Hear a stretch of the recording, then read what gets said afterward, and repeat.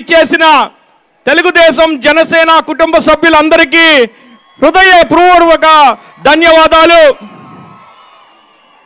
YCP నియంత పాలనపై ఉమ్మడిగా కలిసి పోరాడదాం. ఆ రోజున అక్రమంగా చంద్రబాబు గారిని అరెస్ట్ చేసినప్పుడు జనసేనాని పవన్ కళ్యాణ్ గారు ఎటువంటి స్వార్థం లేకుండా జైలుకు వెళ్ళి చంద్రబాబు గారిని పరామర్శించి అక్కడే పవన్ కళ్యాణ్ గారు ఒక నిర్ణయం తీసుకున్నారు.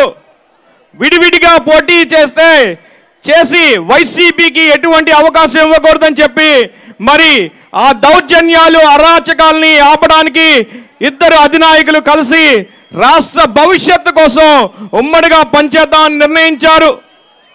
జనసేనాని పవన్ కళ్యాణ్ గారి ఆదేశాలు పాటిస్తూ మేము సైతం అంటూ జన సైనికులు రాష్ట్ర వ్యాప్తంగా తెలుగుదేశం పార్టీతో కలిసి పోరాటం చేయడానికి ముందుకొచ్చాం. ఆనాటి నుంచి పోరాటం కలిసి చేస్తా ఉన్నాం. మనం చూసినట్లయితే జగన్ హయాంలో మరి అన్ని రంగాలు కుదేలు పడ్డాయి.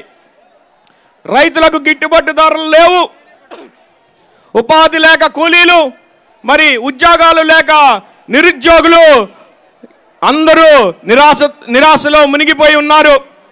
రాజధాని లేని రాష్ట్రంగా ఆంధ్రప్రదేశ్ని జగన్ తయారు చేశాడు.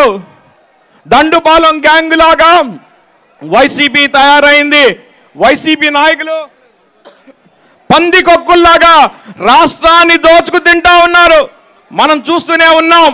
ఈ రోజున అంగన్వాడీలు అలాగే మున్సిపల్ కార్మికులు రోడ్ల మీదకి వచ్చి పోరాటాలు చేస్తూ ఉన్నారు.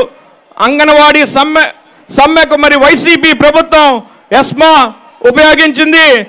తక్షణమే మరి ఎస్మాని ఉపసంహరించుకోవాలని చెప్పి డిమాండ్ చేస్తా ఉన్నాం. ఈ సభావేదికగా మనం చూసినట్లయితే కనుక మరి గత 5 ఏళ్లుగా ఎటువంటి అభివృద్ధి లేదు. మనకు తెలుసు, ఇక్కడ గంపలగూడ మండలంలో విన్నగడపలోని కట్టలేరు బ్రిడ్జిని పూర్తి చేయలేదు. మరి ఆ రోజున 5 ఏళ్ల క్రితం మరి ఈ రక్షణ నిధి గారు అనేక వాగ్దానాలు ఇచ్చారు. రోడ్లు వేయిస్తా అన్నారు. తిరువూరు నుంచి ఊటకూరుకు రోడ్డు వేస్తా అన్నారు. వేశారా? వేయలేదు. మరి కిడ్నీ సమస్య ఏకొండూరు మండలంలో మరి కిడ్నీ సమస్య పెరిగిపోతా ఉంది. డయాలిసిస్ సెంటర్ ఏకొండూరులో పెట్టకుండా మరి తిరువూరు పట్టణంలో పెట్టి మరి కష్టాలకు గురి చేస్తా ఉన్నారు. హామీలు మాత్రం అలాగే ఉన్నాయి. కానీ రోడ్లు పడలేదు, బ్రిడ్జి పడలేదు. ప్రజలు అలాగే కష్టాలు పడుతూనే ఉన్నారు. తిరువూరు నియోజకవర్గంలో మరి ప్రజా సమస్యలని పైన ప్రశ్నిస్తే కేసులు పెడతా ఉన్నారు జగన్ ప్రభుత్వం. అలాగే ఎదిరిస్తే అరెస్టులు చేస్తా ఉన్నారు. ప్రతిపక్షాలను గొంతు నొక్కాలని చూస్తా ఉన్నారు. ప్రతిసారి అధికారంలోకి రాకముందు ప్రతి సంవత్సరం మరి సంవత్సరం మొదట్లో జాబ్ క్యాలెండర్ ప్రకటిస్తామని చెప్పారు. కానీ 4 ఏళ్ళు అయినా సరే ఆ హామీ నుంచి ఎటువంటి ఉపయోగం లేకుండా పోయింది. నిరుద్యోగ సమస్య పెరిగిపోతూనే ఉంది. కొత్త పెట్టుబడులు రాలేదు. మరి ఇవన్నీ అలా వట్టి మాటలుగానే ఉండిపోయినాయి. 2024లో రాష్ట్రంలో అధికారానికి వచ్చేది జనసేన తెలుగుదేశం కూటమి మాత్రమే.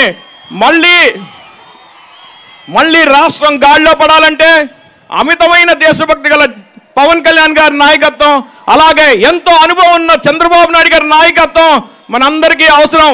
రాబోయే ఎన్నికల్లో మన ఉమ్మడి అభ్యర్థులను గెలిపించుకుందాం, రాష్ట్రాన్ని పునర్నిర్మించుకుందాం.